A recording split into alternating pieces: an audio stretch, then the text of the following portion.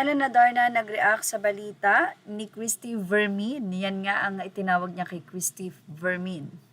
Na tila sinasabing provided lahat ni Derek Ramsey, pati ang paglipat ng bahay or ang bayad, something, etc. etc. May ilang mga tanong din na ipiniliwanag si Ellen Adarna sa kanyang social media kung meron pa bang naniniwala sa mga narrative niya. Siyempre daw yung mga Delulu fans, yan ang say ni Ellen Adarna. Ilan din sa mga sinagot niya ay kung did you ever considered forgiving him so save the family? Sabi niya, hindi raw siya si Mother Teresa at hindi naman humihingi ng forgiveness at hindi naman natututo. So parang paulit-ulit lang yung ginagawa. Prior to the 50,000 cc or credit card, how much does he share for Lily? Just curious. But anyway, sinabi kasi nitong si Ellen Adarna na simula noong October, November, December, January, ay tila walang support.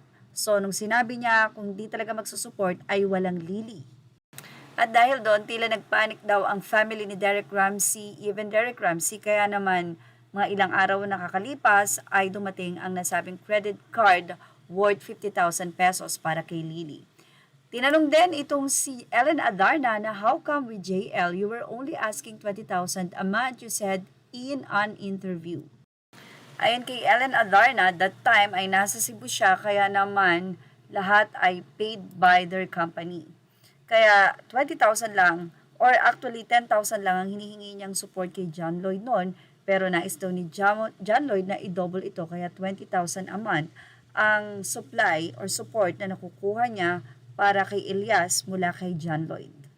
Narito rin ang mga pasaring ni Ellen Adarna kay Derek Ramsey. Aniya 50,000 ra, unya makapose og mga luxury car wagas, hahaha, may palilis car pa, I know right. Paliwanag pa niya sa naging pahayag nila Christopher Min na parang wala na raw iintindihin itong si Ellen Adarna dahil support at nakasuporta talaga itong si Derek Ramsey.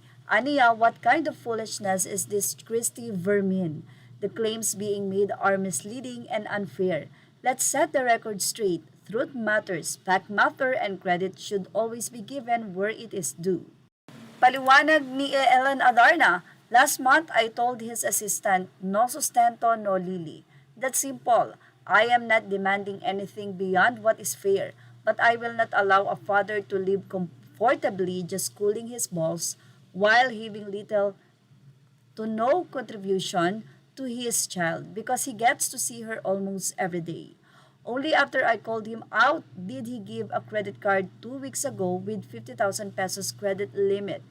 That amount covers only 55.80% of the actual breakdown of Liana's expenses that I clearly presented. Let's be accurate about that. And let's also correct this narrative.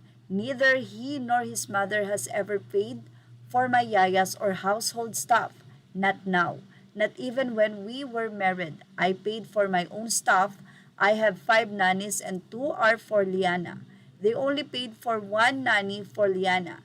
I paid for my own groceries and they did not provide a house for me. I did that myself. Let's not rewrite history.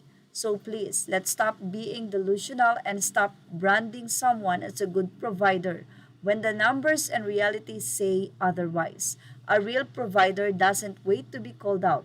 He gives willingly, he takes initiative, he doesn't rely on words, flexing, or public image that eat pansit, period.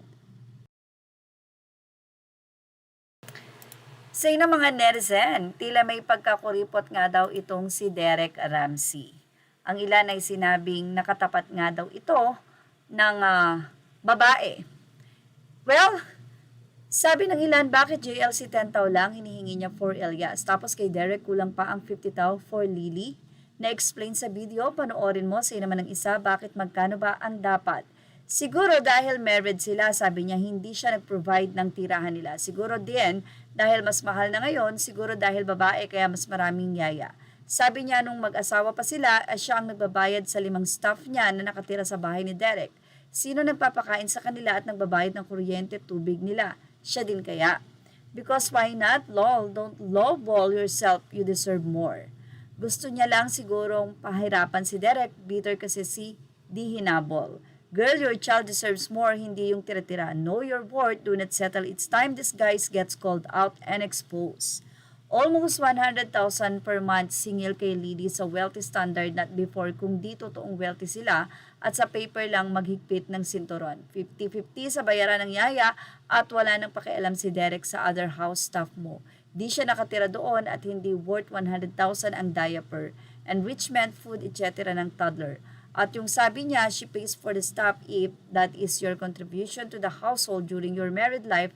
Normal lang yon, alangan si Derek lang ang gumastos sa household nyo. Siya naman ang isa, parang 20,000 lang din kasi since October walang bigay.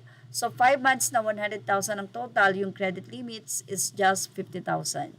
Kay JLC, she didn't have to ask kahit 50% of the time na kay JLC si Elias.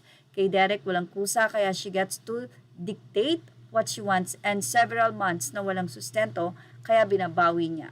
Ang panganay ni Derek wala ding sustento for 10 years and hindi nga niya dinadalaw. Oh wow! Well, ano masasabi niyo about dito kay Derek? At kay Christy Vermin kung tawagin nga ni Elena Darna na BFF daw talaga nitong si Derek Ramsey. Well, ilagay na po ang inyong opinion sa ating comment section. Images are all credit to the rightful owners. Please like, share, and subscribe. And thank you for watching Showbiz Now.